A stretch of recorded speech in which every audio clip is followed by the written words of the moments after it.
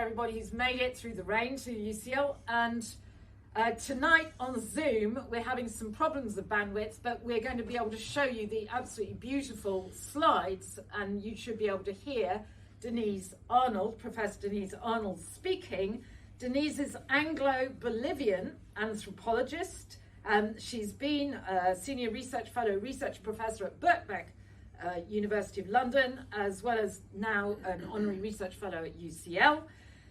The last time that Denise spoke at RAG some years ago, it was particularly on the woven textiles of the Andes. She's a great scholar of the Andes, and she has really covered herself in glory by getting a badge of honor from annoying Donald Trump, because the book produced by her and other scholars on Andean textiles has been blamed by Trump for making museums and Andean textiles accessible to people. And what on earth is this? So this is anathema. This is something, a book that should be burned, according to Trump. So we regard Denise as a celebrity who's really making her mark with her research of great importance.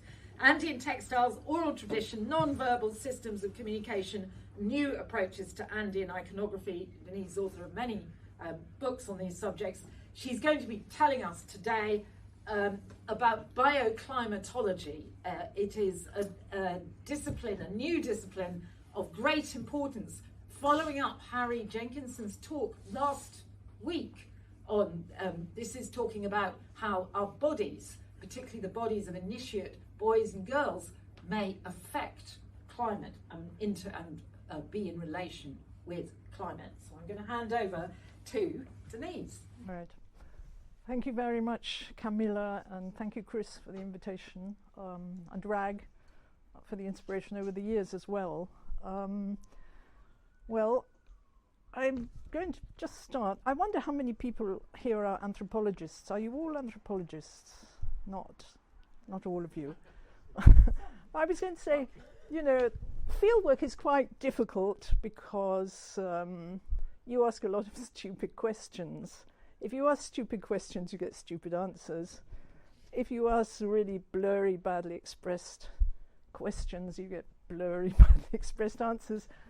And while all this is happening, you're seeing rituals and other things, and you know that something very important is going on, but you just don't know what the question is at all. So it's like the Holy Grail. You're seeing all these things, and you don't know what's happening. And this paper is a bit like that. It's reflections after the event, with many years' experience thinking, oh, that's what they were doing, you know. So you know, it jumps from the lowlands to the highlands, and it goes through different themes, and it brings in archaeological themes, historical themes with ethnography. So I'm breaking a lot of the rules as I go along. What I'm trying to do here is to describe the mutual interrelations between people and water in the Andes in a way that it avoids a focus from a kind of human supremacy point of view. And I'm also curious about how Andeans actually do things like relating to water. A lot of anthropology now is just rich descriptions and so on and so on, and very heavy theoretical arguments. But when you ask yourself, how do they actually go through that and understand it? How do they get to the knowledge of that? It's something else. Andean civilizations have long had to pay attention to water procurement in order to manage their land for agriculture and herding, because of the unpredictable pattern of rainfall and fluctuating agricultural yields. Whether through building terracing and irrigation canals, water security and management through storage, retention and infiltration structures, including aqueducts, and by controlling aquifers and the anthropogenic wetlands called bofedales. Andean populations linked water and their social world together in their architectonic practices. Next. Through street canals in Cusco, in Ollantaytambo or Tipon, in underground sounding channels in Chavin and Tiwanaku, or the sounding platforms in the Pisco Valley, aligned with local mountains, where performing dance groups might have summoned thunder. They've discovered recently these platforms, and they're hollow, so if you dance on them, it's very echoey, and that echo goes right through the mountains, and they think that they were calling thunder. The Incas tamed water flow by carving intermittent zigzags or U-shapes like you see here in their irrigation channels to slow down torrential rainflow. Water governance moulded Andean political and ritual systems and the ways of documenting these in quipus, weavings and other writing systems like the quipu boards. So in this region, learning about aquatic phenomena early on in life is vital. My interest then is how to trace the bodily aspect of learning about water in a contemporary setting in the South Central Andes in childhood and adolescence and thence between the generations, and compare these practices to similar learning processes in other regions and suggest they have precursors in the archaeological and historical record that we've just seen. In my experience, Andeans perceive the category of water from a sentient point of view, as opposed to our abstract modernist discourse. The Bolivian archaeologist Juan Villanueva shows how, in our European ideas influenced by ancient Greece, water was one of the four fixed elements of the world, along with earth, fire, and air. However, for Andean populations, water is not fixed, but an element that changes form constantly. Water also requires human intervention in its care through a mutuality of action. The Aymars use this verb uiwasinya, and the si suffix there indicates this way of interrelating mutually. Andean animist ontologies recognize that humans and water flow are not separate, but constituted through a dynamic relationality. To work with water, one must negotiate, share, and dialogue between humans, non-human beings, and non-human elements. This relationality draws these other beings into this aquatic world. Karen Barad prefers to view such encounters as interactions within particular phenomena, such as water, where the limits and properties of each element or being are not fixed and inherent, but the actual result of these shifting relationalities. In her book, Meeting the Universe Halfway, I don't know whether any of you have read that, but it's a fascinating book about science, but she really makes you appreciate that, you know, we're trained to see a static world, but really it's just unfolding in front of us, and we can learn to appreciate that. Rutgerd Bolins calls these relational groupings assemblages. Another approach, though, to understanding the processes of learning these patterns of relationality is Tim Ingold's exploration of alternative ways of educating the attention of the young to create habits that can lead to correspondences between the human and other denizens of our world. These correspondences are not achieved by passing on a set of social behaviors associated with social, political, or ritual knowledge. They seem to involve instead an active way of embodying knowledge about water and taking responsibility for the ongoing practical application of this knowledge. Early studies in the anthropology of climate already described how local populations followed the seasons ritually, with a focus on water and the rains, and how some material elements had their bodily counterparts. Now bioclimatology is an emerging field of inquiry, and it proposes that human bodily practices and regional knowledge of non-human and more than human beings, including water beings, are immersed in a much wider assemblage of forces, elements, relations, distances, and flows. In their totality, these constitute what Anna Singh calls the reproductive sociality of all the elements engaged in interspecies interdependency. So it's a common process of forming and reproducing the world. My own starting point for understanding these ideas draws on my reflections about female rites of passage, as a way of learning about water. This led me to remember how women from the Marca and Aylus of Cacachaca in the Bolivian highlands, where I'd done field work with my husband, related their flow of menstrual blood or of amniotic fluid during childbirth to the rainy season, and hence to these wider hydrological cycles. Luisa Elvira Belaunde and Juana Nieto, writing about the Murui people of the Peruvian lowlands, come to a similar conclusion, that a female cosmoclimatology directs their bodily practices and knowledges towards water.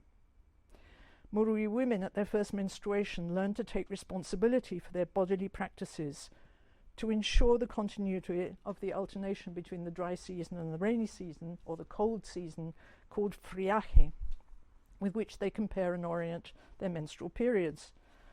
Belaunde mentioned in previous work how other rhythms of female blood flow open and close the human cycle of gestation and parturition.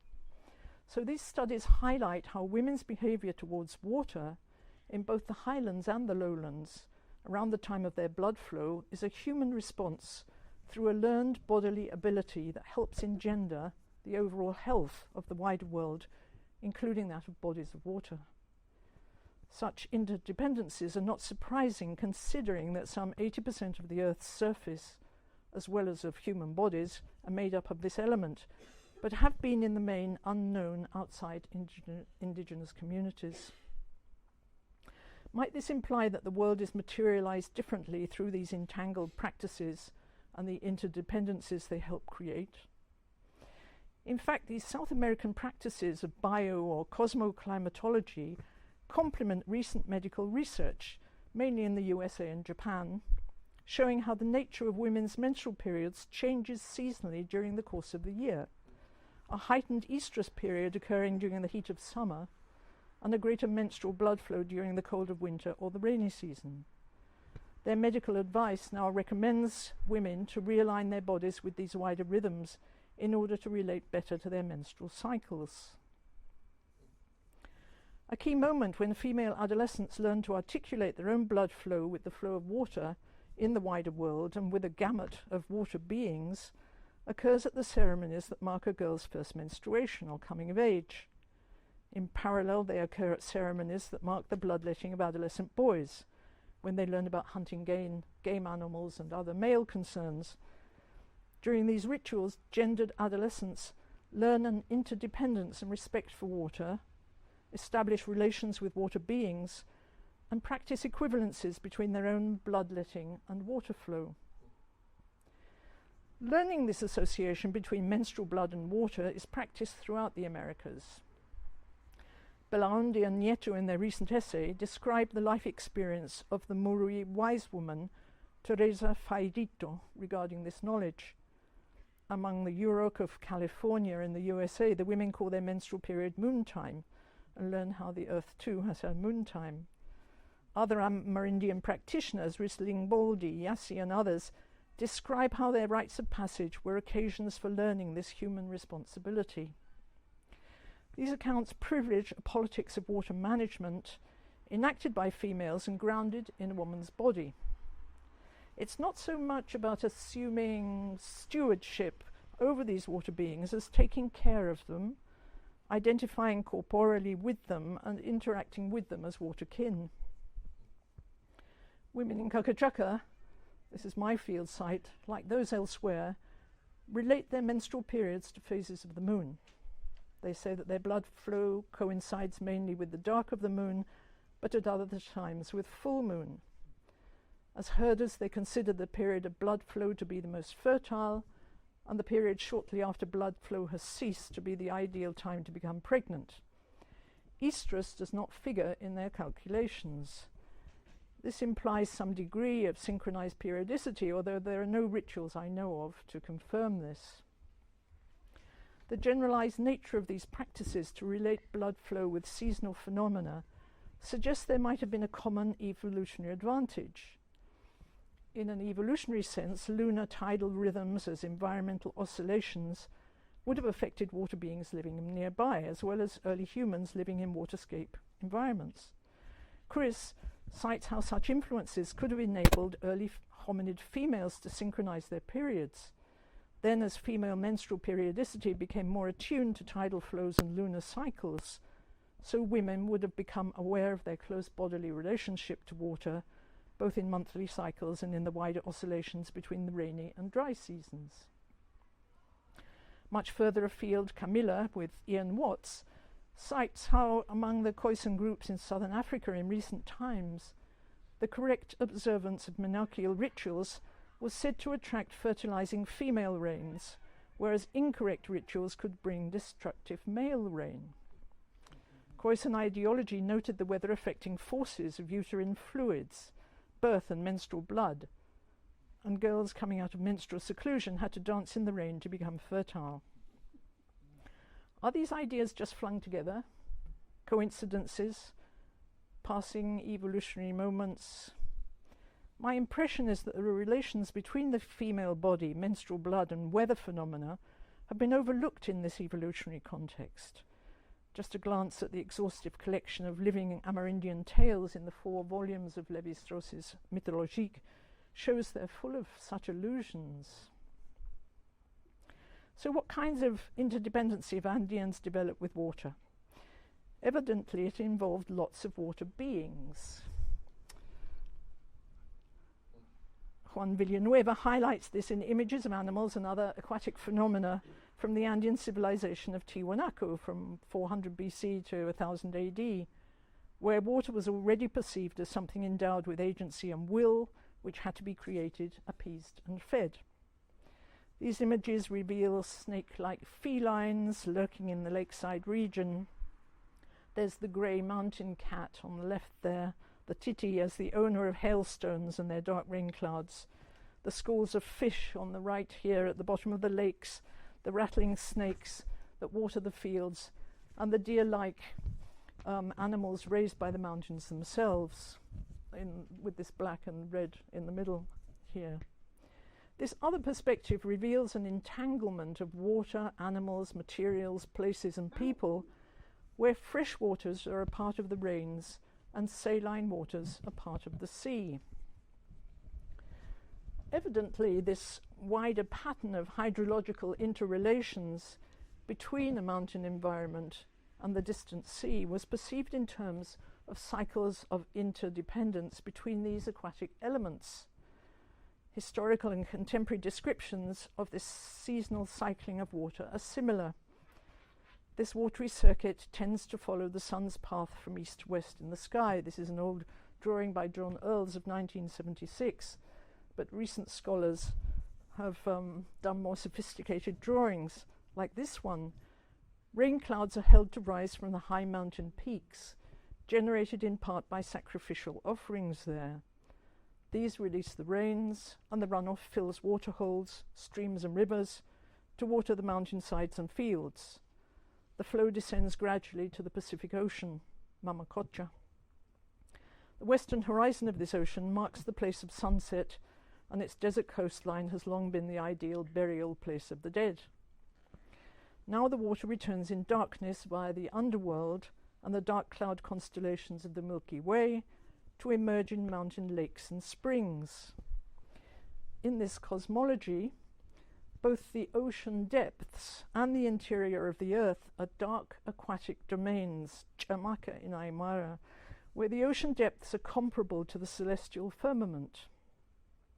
In colonial Aymara vocabularies, both are la rama, dark blue, or la campu, a term related to mouth, laka. This same understanding continues today.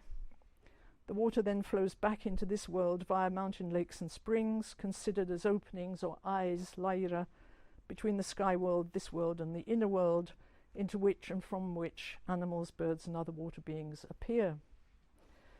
This idea can be traced back to Tiwanaku 1,000 years ago and probably long before. It can be expressed in cloth. Andrea Heckman shows how the kocha designs, these large rhombuses, rhomboi, express this lake with the flowers growing by the side of it. And the kocha designs, these are called kocha designs from the Ausangati region near Cusco, express this hydrological cycle. In Kakachaka too, ideas about water and its different manifestations invoke many kinds of water beings with which humans strike up interpersonal relationships. These include the sirenas, Andean mermaids that lure men to their watery places, especially waterfalls, but which also inspire young men musically and help tone their musical instruments, and inspire young women's voices in song. Other water beings are the hira maiku. There are men dressed up as these here, spirits of new vegetative growth, dressed in red and green, who dance on the riverbanks during the rainy season. And then there are all the water animals. Around Lake Titicaca, wildcats, the titi, guard the water springs. Yet other water beings are the monstrous sutawalya, a serpent figure crossed with a feline with a long tail like a dragon and fire coming out of its mouth, which rises from the mountains around the lake, then sails overhead to land in the lake itself. The people of Kakachaka identify multiple elements in their waterscapes, and you can see the vocabulary here in Aymara. There are the mountain springs or eyes between the worlds, glaciers high on the mountainsides, snow, ice and hail, fog and mist, light clouds or shadowy rain clouds, rain in downpours or just drizzle, rivers and streams, the lakes and lagoons formed when water washes down the hills or re-emerges there, and they include subsoil humidity in the buried wetlands where alpacas graze. Other aquatic phenomena are rainbows, lightning and thunder, and the expressions of water in the rites of passage of adolescence of both genders. Aymara vocabularies of the early 17th century still differentiate between these distinct kinds of water. The arrival of the rains was referred to as sohori, small rain similar to a dance. Kikisa was a storm, and halyu, rain, although this term also indicated aspects of sexuality, as if sexual flows were showers of the body. In these terms, the Aymara root ko indicates an accumulation of elements such as water in kota, lake, whereas the liu suffix indicates something fluid, as in halyu, rain. Seawater is manifested materially by the presence of the bright red seashell Spondylus princeps in ritual offerings to mountain shrines. Spondylus was a motor of the wider hydrological cycle, and mountain offerings still include Spondylus shell today. In this wider setting, these blood-red shells, harvested from the sea and associated by Andean civilizations over centuries with the moon and the tides, the winds, and with male and above all female blood, became a key ritual focus for the human control of water security over this ample territory with its unstable pattern of waterfall.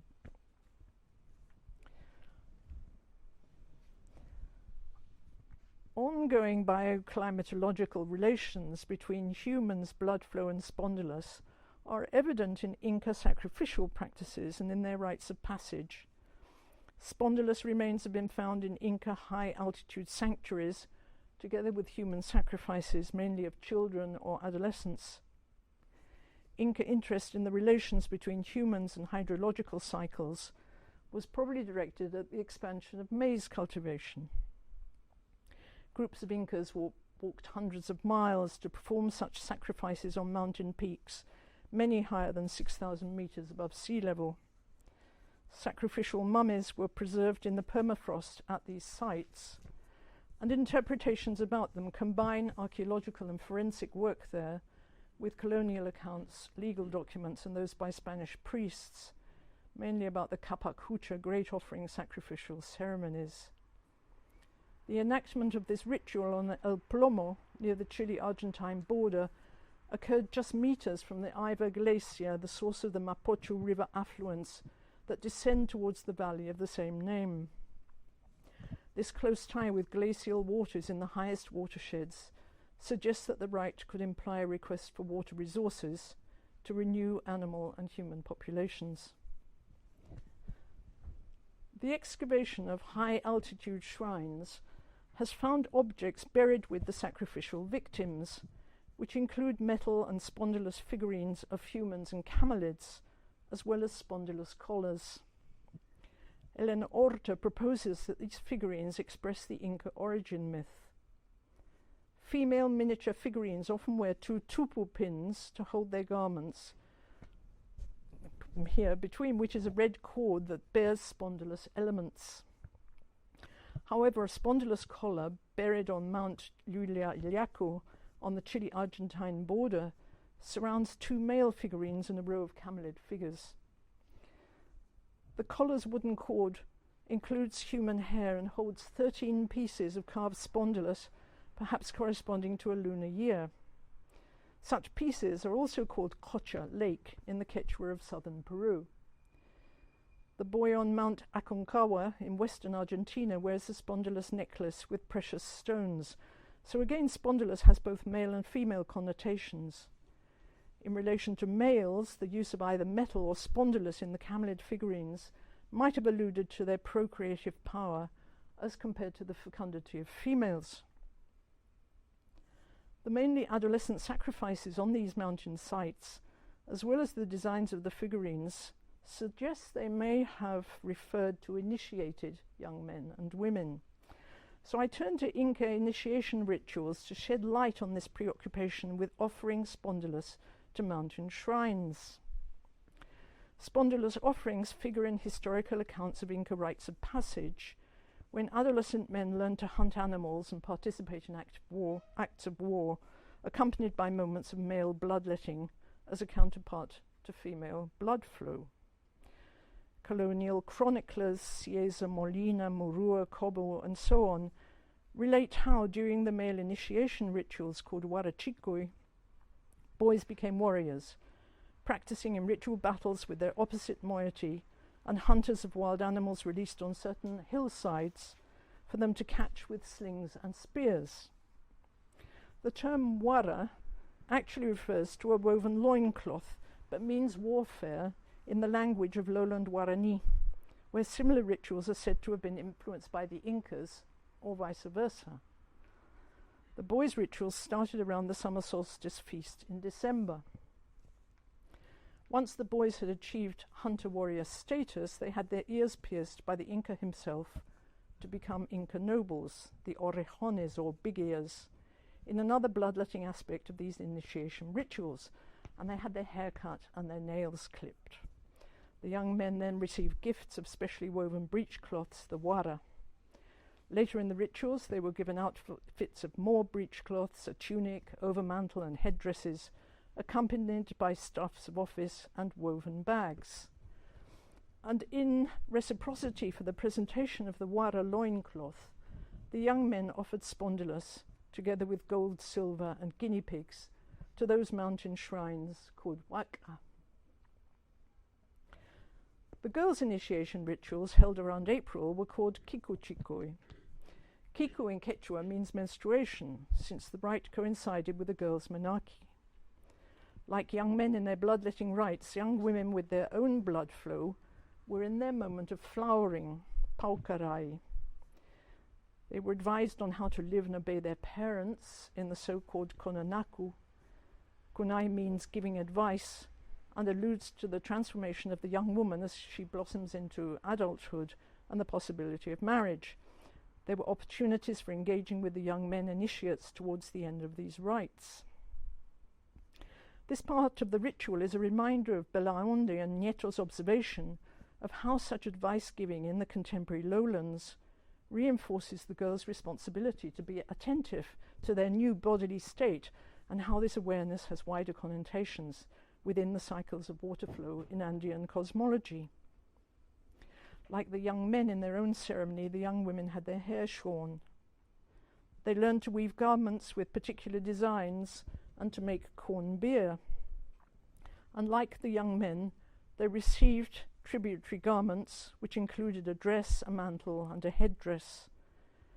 Evidence that they were learning about water can be ascertained from the textiles found with the victims on these high-altitude shrines. I analyse elsewhere how in the Kapakucha rituals of human sacrifice, the victims often wore garments that present an aesthetics that emphasizes the color red, often associated today with the rainbow. This is also the case in the garments worn by the miniature figurines interred with them, you can see that here in the mantles, in the belt to the right of that figure on the left, and in the headdress, some of the headdresses. Again here in this mantle. The zigzagging designs of these garments, with their stars, flowers, or seed motifs on the cusps, seem to illustrate certain water beings. Different scholars see in them the Amaru, double-headed serpent, as lightning, and the Milky Way. These designs were probably woven as part of the girls' initiation ceremonies, as they were in similar ceremonies elsewhere. Although some of the miniature male tunics found in the shrines also have snake-like designs, like this one here, which you can see he's wearing in that miniature. The reiterations of this double-headed serpent design associated with the rains in many of these Inca garments suggest that the menstruating young women who underwent initiation were developing their relationship with water beings, and with the rainy season that brought fertility to the world, as were the young men in their new warrior status.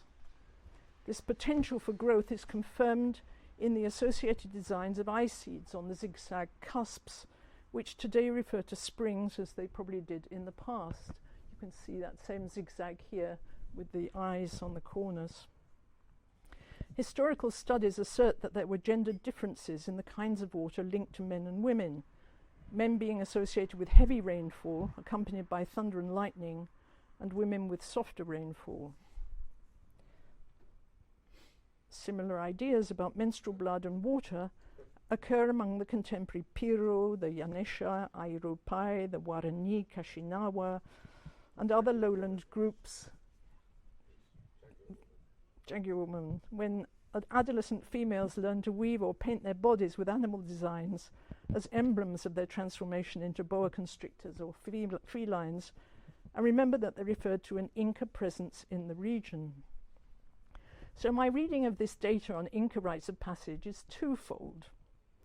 Firstly, that young female initiates learn to relate themselves bodily with the world of water and water beings, and to express this knowledge practically and intellectually through their woven designs. Furthermore, that a woman's relationship with water beings, such as snakes and the rainbow, in her own process of metamorphosis, defines the necessity for her subsequent period of menstrual seclusion, her special diet of maize and maize beer to make her fat and beautiful, and her future possibility of creating life.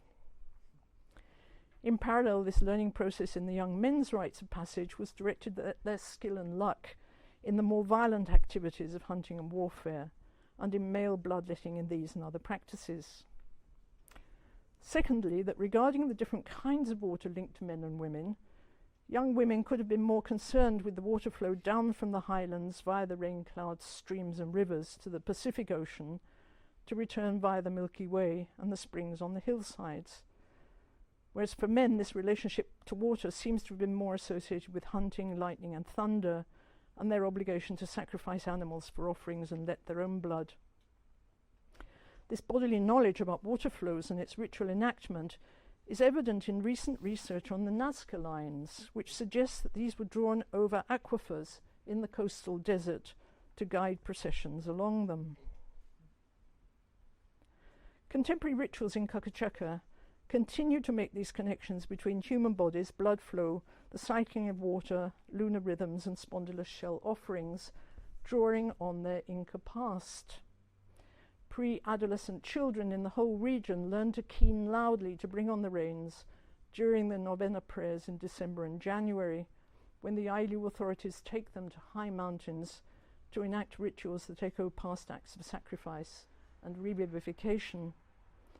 And many activities of formal schooling also concern the rains. An instance of Ingold's educating the attention of children towards water occurs during a school ritual in early August, when the earth used to be ploughed for the first sowing before climate change made this impractical. It coincides nowadays with Bolivian National Day on the 6th of August. A part of the ritual is celebrated in the school grounds, which, according to the social memory of the place, served as an Inca way station or tambo, and reenacts this memory of the Inca state and the comunario's obligations towards it as warriors and stewards of water. The school becomes Chahua Uta, a house of battle, and the ritual a rite of passage that emphasizes ways of moving between places associated with water flow in a serpentine form like the great Andean Amaru. A first parade begins on the night of August the 5th on a flat area east of the school near the spring called Umahalsu, where the water comes out. With nationalist and military overtones, the participants shout in commemoration of their great indigenous heroes, Gloria Tupac Katari, Gloria Bartolina Sisa, and of the Kakachaka's victories in regional warfare. Long live the Kakachakas and down with the Limas and Hukumanis, their enemies. A troupe of musicians playing panpipes and a loud drum lead the parade, followed by school children in their different age groups, starting with the oldest. In the recent past, each child carried a paper lantern with the colours of the Bolivian flag, red, yellow, and green. Behind them in the serpentine parade come the mothers carrying their babies. The parade marches towards the school, entering through the front gate, and then circles the flagpole. Afterwards, the participants watch a series of skits by the children on the school platform. The next morning, on August the 6th, a similar parade occurs, but this time led by the parents. It marches from the opposite direction to the west at the site of a second spring, Umahalanta, where the water enters, in the shadow of the community's guardian mountain, which you can see here behind. The procession passes the old Tambo site, which is now just a mound, then enters the school grounds, circles the flagpole, and then performs a march past in front of the school and communal dignitaries on the school platform. I'm here on the right. Its wall covered with national flags and shields, all in the shadow of the school's guardian mountain and other ritual sites. They parade doing goose step like Bolivian soldiers. After the parade, the groups divide up, and the Ailu authorities serve food and drink to the teachers and dignitaries. The feasting was followed by an endless round of libations by these authorities, gathered around a small offering pit just in front of the school platform. Their verbal content revealed that the flagpole, with its pyramid-shaped base, served as a replica of an Inca Ushnu.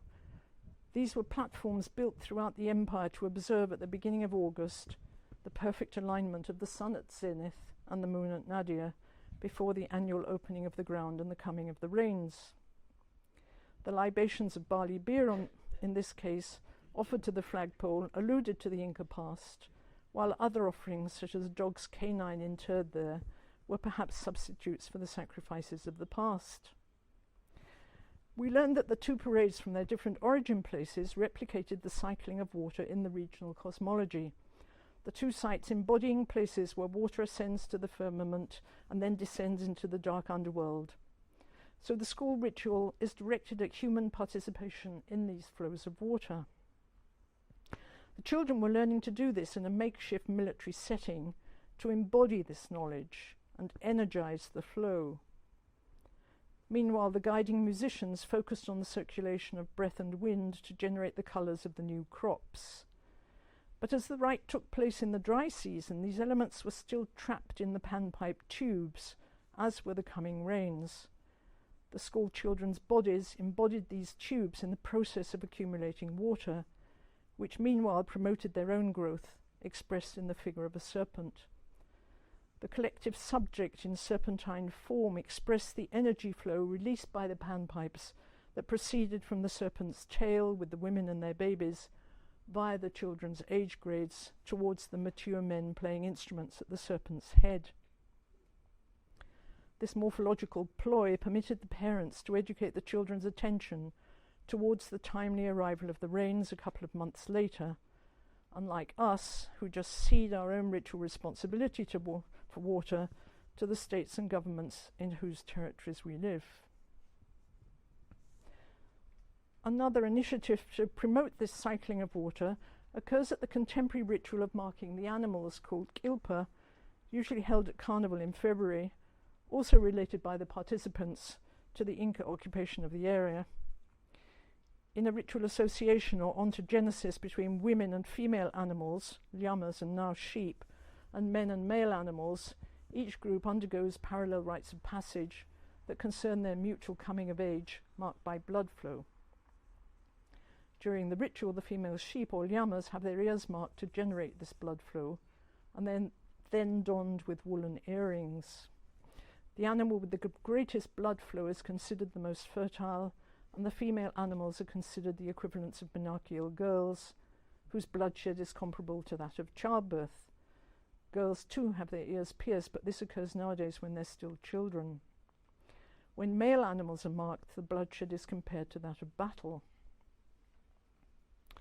Like the Inca girls, these young adolescent girls, once their menstrual cycle begins, learn to introduce an aesthetics focused on the colour red into their weavings to express that they are now fertile and ready to marry.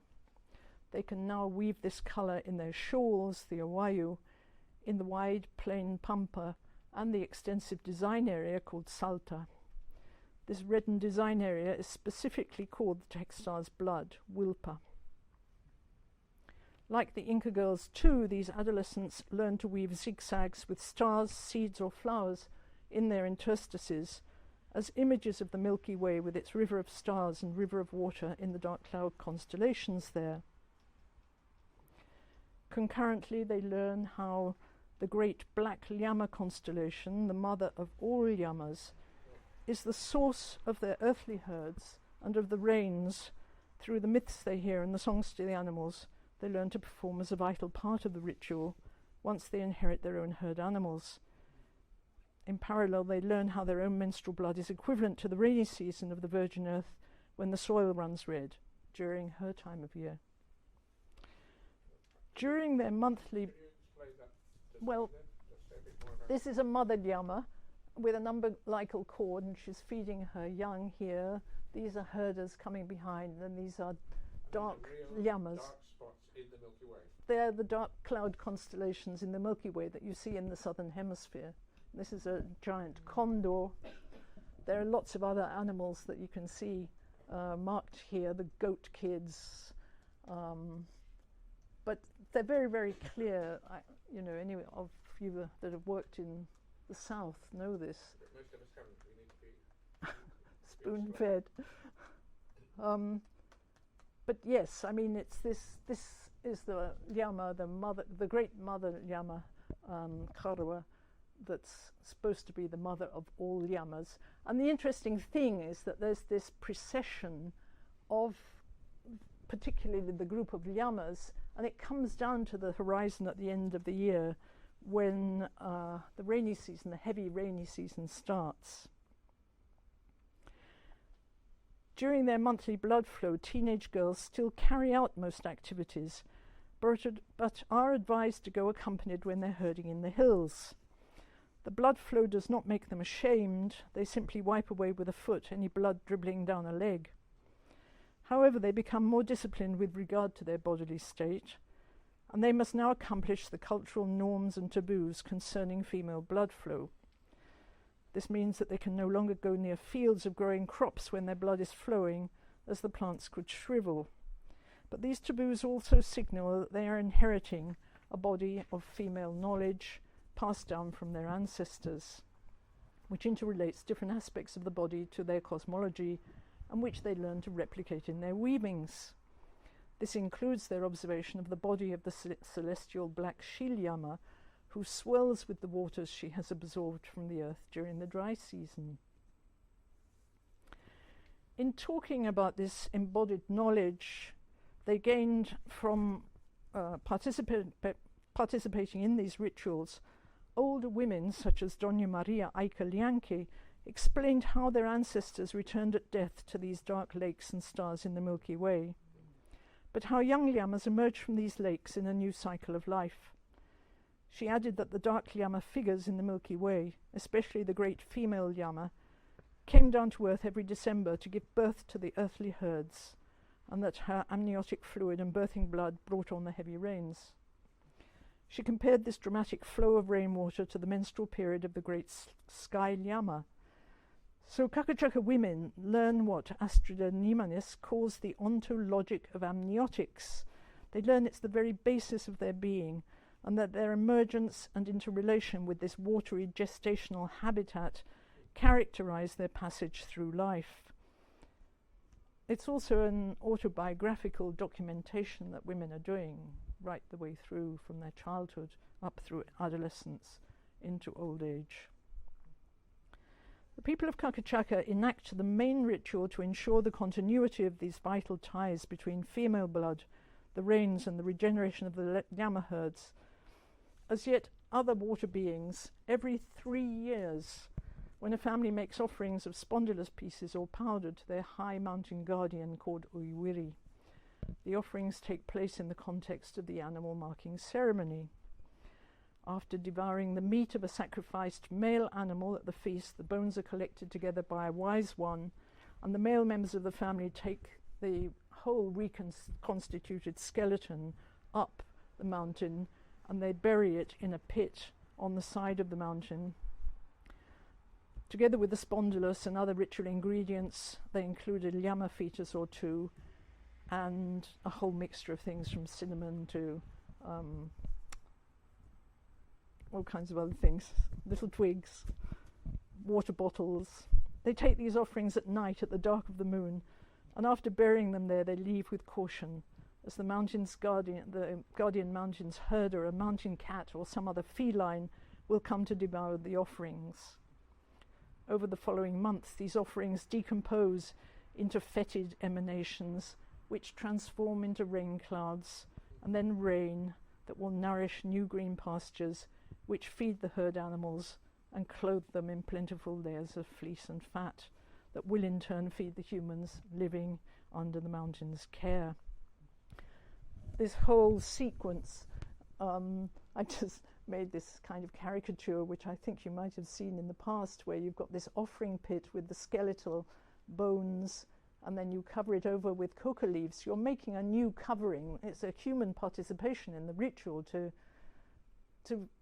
regenerate, to resurrect the dead animal back into life. You put red flowers on, they're different flowers for different animals. The skeletons reconstituted and taken up to the mountain. It's The meat. It'll be resurrected. Yes. And then, you cover it all over, and then there are these emanations, and it forms the rain clouds, and then the rain comes down, and then you've got all your pastures and everything. The wise ones who carry out the offerings say that the blood-red spondylus offered in the family pit relates to blood flow and sacrifice, and specifically to rain clouds. So the spondylus offering would signal the first part of this cycling of life through water flow from the high mountains down gradually to the sea, the ritual use of spondylus triggering all the other water flows. So, to conclude, I don't know whether you've noticed, but indigenous societies criticize our Western understanding of climate change in the Anthropocene. The slow activism and narrative ecologies of the Tlingit and Tagish First Nations of the USA in defense of the glaciers in their territories challenge the monocultural land-based imagery of the Western position. Closer to where I work, Dan Rosengren and others present Meso and South American case studies that challenge our hegemonic narrative, in which current anthropocenic conditions are assumed to be the result of a lack of human interventions in the world. This epistemological and ontological framing of humanity as the main geological force and the sole locus of agency and personhood fails precisely because many other beings are involved in all of this. Like Anna Singh says, we're dealing with a wider social universe in which humans constitute only one of several decisive agents. And this is very different from the modernist decentering of humanity and the decoupling of agency and personhood in these Western debates that empties social and ritual life from any sense of intentionality. So the South American experiences I explore here support this challenge to recapture the interdependency between humans and other than humans through a careful attention to learning and intentionality to enable the formation of worlds. Otherwise, these are worlds that are not just terra-centric but engaged with water, and we have to learn to live with these other water beings, and all of this is reflected in the language people use about it and the speaker's point of view. And it took me a long time to get there, because you see these things, it's just not a part of our education, so it's there before our eyes, but we don't see it until we become more susceptible. Thank you.